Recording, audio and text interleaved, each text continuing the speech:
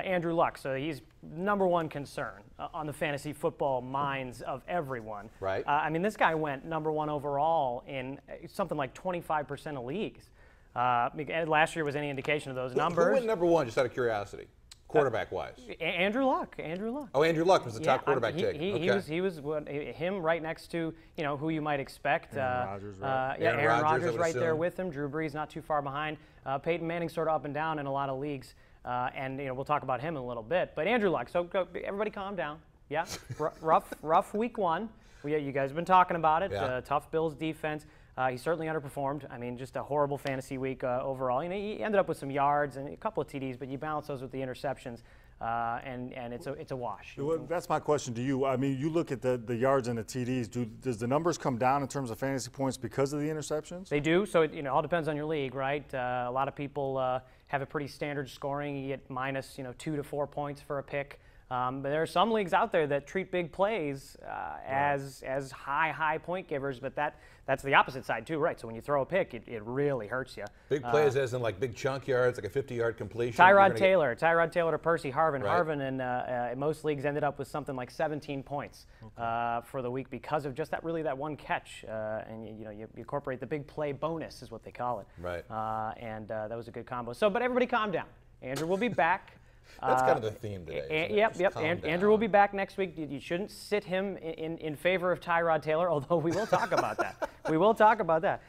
So calm down. However, the flip side, the wide receiver side, with T.Y.'s injury, not a bad idea to pick up maybe Dante Moncrief if you don't have him on your team, or if he's available on the waiver wire. He might pick up a few throws, passes next week. I wouldn't go so far as to go down the list to Philip Dorsett, but I do want to talk about Andre Johnson.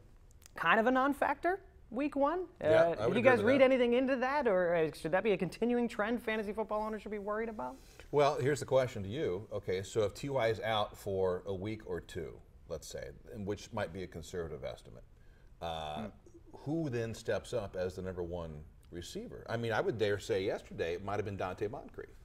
I wouldn't say that. Is it still Andre? I would say it's still Andre because Andre still had the targets yesterday. He just didn't have the catches. So yeah, I think he had 10 targets, I think, or something like that. He had 3 catches. Right. So it's one of those things where he was still getting the ball thrown to him, just wasn't getting the separation, wasn't able to make that tough catch when he didn't get the separation on the DB. I thought he dropped a couple balls that he probably should have caught. So I still think his targets stay kind of where they're at, maybe increase a little bit, 10 to 12 targets a game. I think those other guys will increase a little bit. Philip Dorsett, he's going to come in as your when you go 3 wide receiver set as your 3rd wide receiver, but he always finds a way to get open. He always finds a way to catch the ball down the field.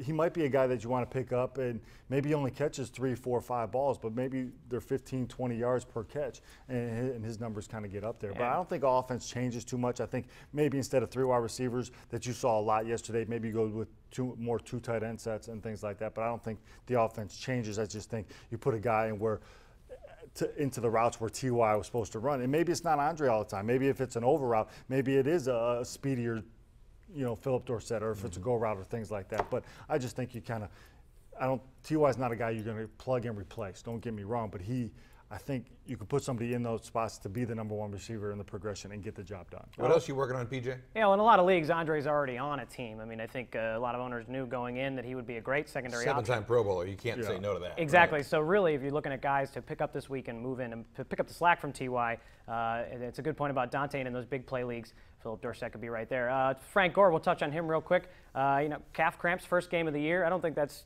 wildly unexpected. First game of the year, cramps happen.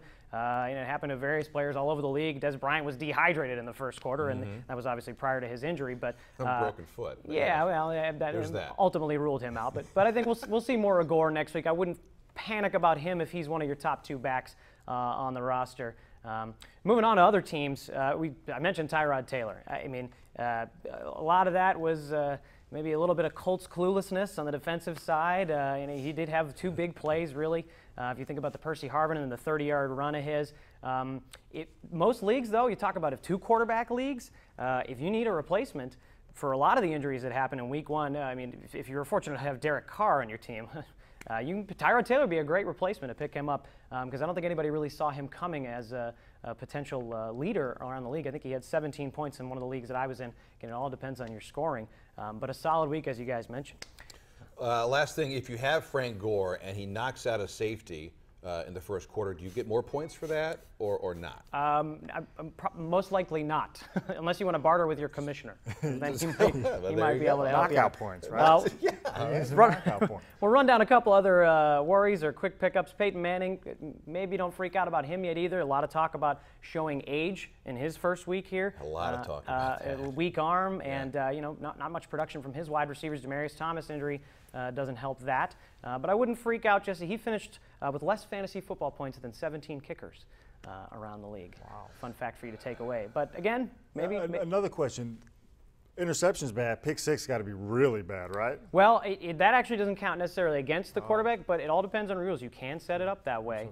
But that adds for the defense. If you had the Ravens' defense for that day, you'd be sitting pretty for that. Marcus Mariota, sharp, looked real sharp. Not a lot of leagues with him. Something like 25% of NFL.com leagues, a little bit more on ESPN. He's a solid pickup. I mean, a lot of people thought he would get it done on the ground, but I think his release point really impressed people. First week, he was really hitting the slant routes. He's a solid pickup. We'll move on to running backs real quick. Andre Ellington out with an injury. Chris Johnson's his replacement. He's going to get a good bulk of carries. Averaged pretty good yards per carry. I think he had 10 carries, 37 yards while he was Ellington's backup, so he'll get a lot more action.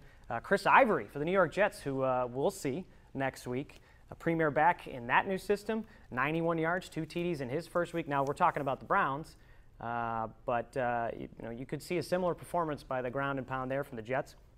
And moving on from running backs to wide receivers, Sammy Watkins, you guys mentioned this. No catches, right? Yeah. Not a single catch. Vontae Davis, baby. Yeah, and good for him, good shutdown. Percy Harvin certainly made up for it as far as the other option on that team. But I think now that people have seen Tyrod Taylor, Percy's just as good of a pickup as Sammy. Really, it's kind of dealer's plan choice B, there. certainly. Yeah, exactly. As Brian, we mentioned, went down 4 to 6 weeks. Terrence Williams is his number 2. He could be a good pickup. Not a lot of people in leagues had that. James Jones, just mention him real quick in Green Bay.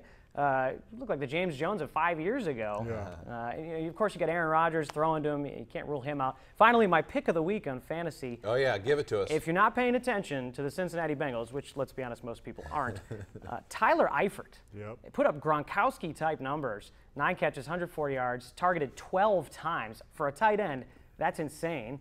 2 touchdowns to go with it.